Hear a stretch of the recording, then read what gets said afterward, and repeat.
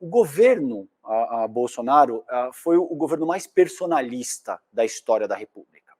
Isso é extremamente deletério para a vida social, porque você passa, nessa medida, a defender as pautas de uma família.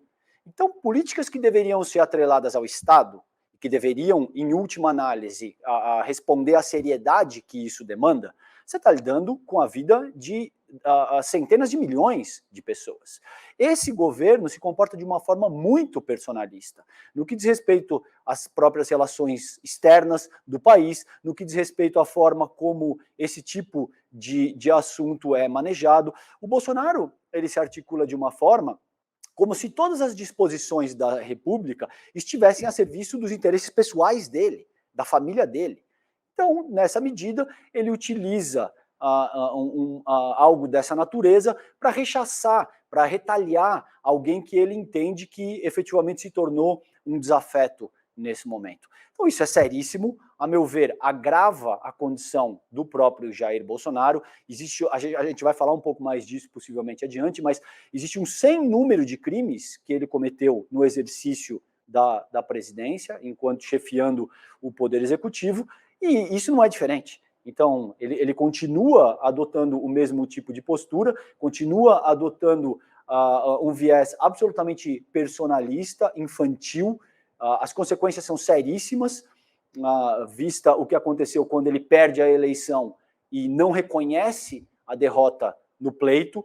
Isso é típico de alguém que faz política de uma forma muito personalista, que não tem a menor visão de Estado. Ele deveria efetivamente ter reconhecido, isso teria evitado uma série de coisas e de danos que a gente vem tendo que enfrentar ao longo do último mês, e em última análise é típico que o Bolsonaro se comporte dessa maneira. Isso faz todo sentido, dado a forma como ele se conduziu ao longo dos últimos 4 anos. E é importante a gente lembrar, como a gente comentou aqui no começo, né, que ele dizia o tempo inteiro que isso não era com ele, que ele não tinha essa responsabilidade nem esse poder em relação ao orçamento secreto, mas durante o debate, inclusive, para as eleições, ele afirmou isso num dos debates, que isso não era uma ingerência dele. Vamos acompanhar esse vídeo, a gente recuperou para mostrar para a nossa audiência. Vamos assistir, então.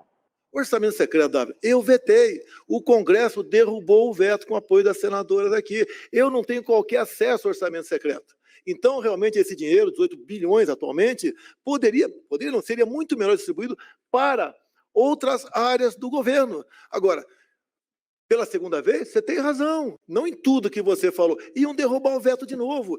Eu não tenho acesso, eu não sei para onde vai o dinheiro desse tal orçamento secreto. Pode perguntar para as senadoras aqui, que elas te responderão com toda certeza.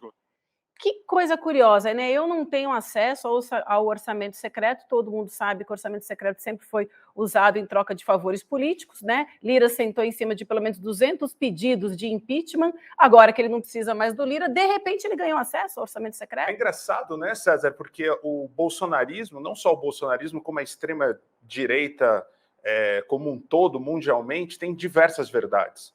Eles falam uma coisa num dia, falam outra completamente diferente no outro dia, para atender diversos tipos ali de extremistas que estão nele. E essa é mais uma, né? Ele não tem a mínima vergonha, ele não tem a mínima responsabilidade, né? Ele é infantilizado, sim, a extrema-direita muitas vezes é infantilizada, mas esse lance de ter diversas verdades é um método, né? Deles trabalharem assim. Então eu falo uma coisa hoje que vai agradar esse tal, eu faço outra coisa completamente diferente, eu não tenho compromisso nenhum com a verdade, né? É mais ou menos isso, né? Exatamente, Bezi. E veja, é um método que ele usou não só para se eleger, mas que ele vem usando para fazer a manutenção do seu próprio governo. Então, quando você conversa com um extremista, bolsonarista, essas pessoas têm uma dificuldade terrível em entender que existe uma materialidade factual, que a vida social e, portanto, todas as ciências sociais são organizadas com base em materialidade. Isso equivale a você não pode dizer o que te vem na cabeça, criando factoides, elucubrando a respeito de coisas que sequer existem, e em seguida assumir isso como verdade para fazer política. Essa é uma característica muito forte do próprio bolsonarismo, entende?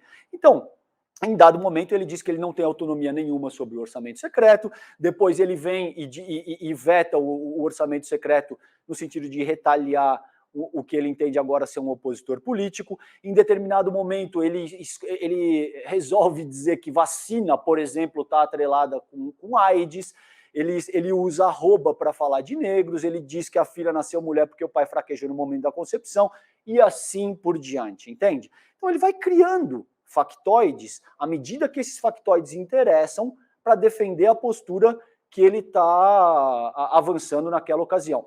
Evidentemente, isso é complicadíssimo, isso gera um estrago imensurável na vida social do país, e você tem esse tipo de gente fanatizada, que está disposta a se colocar na frente de quartel, tomando chuva, morando em barraco, utilizando banheiro químico, porque, em última análise, fica absolutamente perdida, cara. Esse cara não sabe mais o que é fato, o que efetivamente você pode usar para nortear a tua vida com alguma propriedade. Isso tem muito a ver com a liderança e com aquilo que o próprio Bolsonaro avança. Outra dificuldade terrível, pode reparar quando você estiver conversando com alguém que está na extrema-direita ou no espectro político ideológico, é que essas pessoas, elas não conseguem entender que o que um líder político diz ganha ressonância no chão. É óbvio que se você se articula de determinada maneira, ou, por exemplo, para trazer a discussão para algo que está mais enfaticamente sendo explorado nesse momento, é óbvio que se você não reconhece a tua derrota, e que se você deixa isso no ar, as pessoas estão altamente inclinadas a cometerem todo tipo de barbaridade. Então você vê as pessoas dizendo, eu perdi minha mulher, eu estou devendo R$2.000, eu estou utilizando banheiro químico faz um mês. Será que eu estou fazendo a coisa certa, presidente? Entende? A vida social fica solta. Você fica à mercê de ficções que são elaboradas no sentido de dar vantagem para um governo inepto como esse. Então isso é seríssimo, e a partir do ponto em que o Lula tiver diplomado e empossado, a gente vai ter que olhar isso com muito cuidado, cara. Isso não é possível. Não é possível que a gente continue conduzindo o debate público com tamanho nível de inépcia e de forma tão leviana. Isso é muito sério e precisa ser endereçado com urgência, a meu ver.